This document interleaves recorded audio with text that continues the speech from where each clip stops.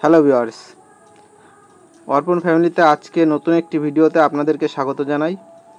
আজকে আমি আপনাদেরকে দেখাবো কিভাবে নিউবর্ন বেবিদের অয়েল ম্যাসেজ করতে হয়।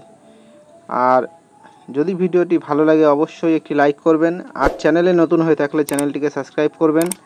আজকের ভিডিওতে আমরা যে অয়েল ম্যাসেজটি দেখাবো, এটি আপনি চাইলে 7 মাস বয়স পর্যন্ত আপনার বেবিকে করাতে পারেন, তারপর আপনি অন্য সিস্টেমে করাতে পারেন। আর এই অয়েল ম্যাসেজের জন্য আমি খাঁটি সরিষার তেল নিয়েছি। আপনারা চাইলে অন্য বডি ম্যাসেজেরও অয়েল নিতে পারেন, কিন্তু ডাক্তারের পরামর্শ নিয়ে অবশ্যই করবেন, কারণ বিভিন্ন তেলে বিভিন্ন বাচ্চার সাইড ইফেক্ট হয়।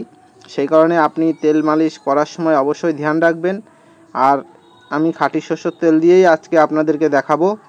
তাই যখন তেল আপনি মালিশ করবেন, হাতে তেল নিয়ে যদি শস্যর তেল হয় একটু ডলে নেবেন, তেলটি হালকা গরম হয়ে যাবে। তারপর আপনি মাথা থেকে শুরু করবেন, মাথায় আলতো আলতো করে দেবেন, কারণ মাথা নরম, সেই কারণে মাথায় আলতো করে লাগিয়ে দেবেন। সারা মাথায় লাগানোর পরে মুখে লাগাবেন।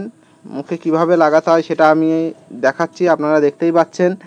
এরপর আপনি ধীরে ধীরে নাকটিকেও ডলে দেবেন, কারণ যদি আপনি নাক না ডলেন তাহলে নাকের গঠন কিন্তু সুন্দর হবে না। সেই কারণে নাকটিকে অবশ্যই ডলে দেবেন। সবার প্রথমে আপনি মুখটাকে কমপ্লিট করবেন। মুখটাকে কমপ্লিট করার জন্য কান, নাক, মুখ, মাথা এগুলো সমস্ত জায়গায় খুব ভালো করে অয়েল লাগিয়ে দেবেন, একটু ডলে দেবেন, কিন্তু সাবধানতার সঙ্গে, কারণ এদের পুরো শরীরটাই নরম। যদি আপনি একটু অসাবধানতা করেন এদের যেখানে সেখানে মচকা লেগে যেতে পারে। আর মুখে যখন তেল মালিশ হয়ে যাবে তারপরে আপনি হাতে মালিশ করা শুরু করতে পারেন। হাতে মালিশ করার সময় পুরো হাতটা একটু সুন্দর করে টেনে দেবেন, এবং টেনে দেওয়ার পরে হাতের যেই তালু আছে, হাতের তালুতেও খুব ভালো করে ডলে দেবেন। ঠিক আছে, হাতের তালুতে ডলার পরে হাতের যে আঙুলগুলো রয়েছে আঙুলের ফাঁকে ফাঁকে একটু ভালো করে ডলে দেবেন, কারণ আঙুলের ফাঁকেও অনেক সময় ময়লা জমে থাকে। আঙুলের ফাঁকগুলো একটু ভালো করে তেল দিয়ে ডলে দেবেন, আর হাতগুলো একটু টেনে দেবেন। দু হাতে খুব ভালো করে ভাজে সমস্ত জায়গায় হাতের তালুতে, হাতের আঙুলে সুন্দর করে তেলগুলো ডলে দেবেন, যাতে বাচ্চা খুব কমফোর্টেবল ফিল করে।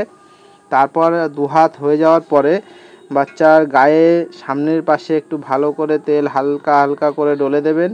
সারা গায়ে ডলে দেওয়ার পরে কি করবেন সেটা আমি সমস্ত ভিডিওতে স্টেপ বাই স্টেপ দেখিয়ে দেবো আপনাদেরকে। দেখতে থাকুন ভিডিওটি। আর যদি ভালো লাগে অবশ্যই একটি লাইক করবেন, আর চ্যানেলে নতুন হয়ে থাকলে সাবস্ক্রাইব করতে ভুলবেন না। আর এভাবে সারা গায়ে যদি তেল মালিশ হয়ে যায় তারপরে আপনি আসবেন পায়ে আসার পরে পায়ের প্রত্যেকটা আঙুলের ফাঁকে ফাঁকে ডলে দেবেন। ডলে দেওয়ার পরে পায়ের তালুতে ডলে দেবেন। পায়ের তালুতে ডলে দেওয়ার পরে পাটাকে একটু সুন্দরভাবে তেল দিয়ে টেনে দেবেন, যাতে বাচ্চা কমফোর্টেবল ফিল করে। আর টেনে দেওয়ার পরে এক পা হয়ে গেলে আর এক পাতে একইভাবে টেনে দেবেন, কিন্তু লক্ষ্য রাখবেন পায়ে যেন কোনো রকমভাবে মচকা না লাগে, আর পায়ে যেন কোনো রকম টান না লাগে। আর এই পায়ের তেল মালিশটা খুবই জরুরি, কারণ অনেকে তেল মালিশ পায়ে করায় না সঠিকভাবে, সেই কারণে বাচ্চার পা ব্যাকা হয়ে যায়। এটাও আপনি ধ্যান রাখবেন। আর বাচ্চার পা ব্যাকা হওয়ার আরও অনেক কারণ থাকে, সেই কারণগুলো আমরা পরে ভিডিওতে স্টেপ বাই স্টেপ আপনাদেরকে বুঝিয়ে দেবো কিভাবে তেল মালিশ করতে হয়, আর বাচ্চার পা কেন ব্যাকা হয় সেটাও আমরা পরের ভিডিওতে আলোচনা করব। আর আমরা এখন এন্টারটেনমেন্টের সাথে সাথে বাচ্চাদের ফানি ভিডিও এবং বাচ্চাদের কেয়ারিং ও বাচ্চাদের খাবারের ভিডিও স্টেপ বাই স্টেপ সমস্ত কিছু বানাবো, তাই ভিডিওটি অবশ্যই দেখবেন আর চ্যানেলটিকে সাবস্ক্রাইব করতে ভুলবেন না। আর এইভাবে সারা গায়ে যখন তেল মালিশ হয়ে যাবে তখন বাচ্চার পেটে কিন্তু অবশ্যই ডলে দেবেন, পেটে তেল দিয়ে অবশ্যই মালিশ করে দেবেন, কারণ বাচ্চার পেটটা খুবই জরুরি। পেটে ম্যাসেজ যদি সঠিকভাবে প্রতিদিন না করা হয় তাহলে বাচ্চার কিন্তু পেটে গ্যাস জমা হবে, পেটে অনেক রকম সমস্যা হবে, খেতে চাইবে না, কান্না করবে, নানান রকম প্রবলেম দেখা দেবে, ডাক্তারের কাছেও নিয়ে যেতে হতে পারে। সেই কারণে বলছি বাচ্চার পেটে ভালো করে ম্যাসেজ করবেন। পেট হয়ে গেলে তারপরে আপনি পিঠে ম্যাসেজ করে দেবেন, কারণ এই সময় ওর পিঠে সবথেকে বেশি প্রেশার পড়ে। তাই পিঠটিকে অবশ্যই তেল মালিশের সময় ভালো করে এপিঠ ওপিঠ ভালো করে ডলে দেবেন। আর পিঠটি যখন ডলবেন আলতো করে হাত দিয়ে একটু বেশি করে ঘষে দেবেন, কারণ পিঠটা যখন ঘষবেন ওদের অনেক সময় পিঠে ব্যথা থাকে, ওরা আনকমফোর্টেবল ফিল করতে পারে। তাই একটু বেশি সময় ধরে যখন তেল মালিশ করবেন তখন ওরা খুব কমফোর্টেবল ফিল করবে এবং খুবই ভালো ফল পাবেন। এইভাবে সারা শরীরে তেল মালিশ যখন হয়ে যাবে, তেল মালিশ হয়ে যাওয়ার পর আপনারা চাইলে বাচ্চাকে সুন্দর করে শুইয়ে রাখতে পারেন 3 থেকে 5 মিনিট। 5 মিনিট শুইয়ে রাখার পরে গায়ের তেলটি যখন হালকা শুকিয়ে যাবে, তারপর বাচ্চাকে স্নান করাতে পারেন। স্নান করানোর সঠিক নিয়ম কি আছে এবং কিভাবে স্নান করাবেন, কতটা জল নেবেন আর জলটা কতটা উষ্ণ করবেন, সমস্ত কিছু আমরা ডিটেলে ভিডিও বানাবো।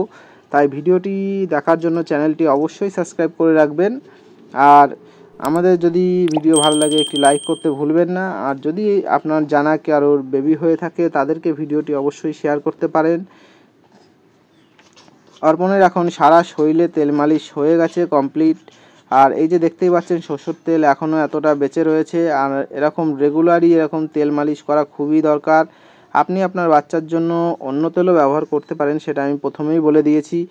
আর যদি আপনি অন্য তেল ব্যবহার করেন তাহলে ডাক্তারের পরামর্শ নিয়ে ব্যবহার করবেন। শীতকাল হলে সরষের তেল সবথেকে ভালো। আর এর উপরেও ভালো তেল হয়তো আছে, সেগুলো ডাক্তার হয়তো আপনাদের রেকমেন্ড করবেন।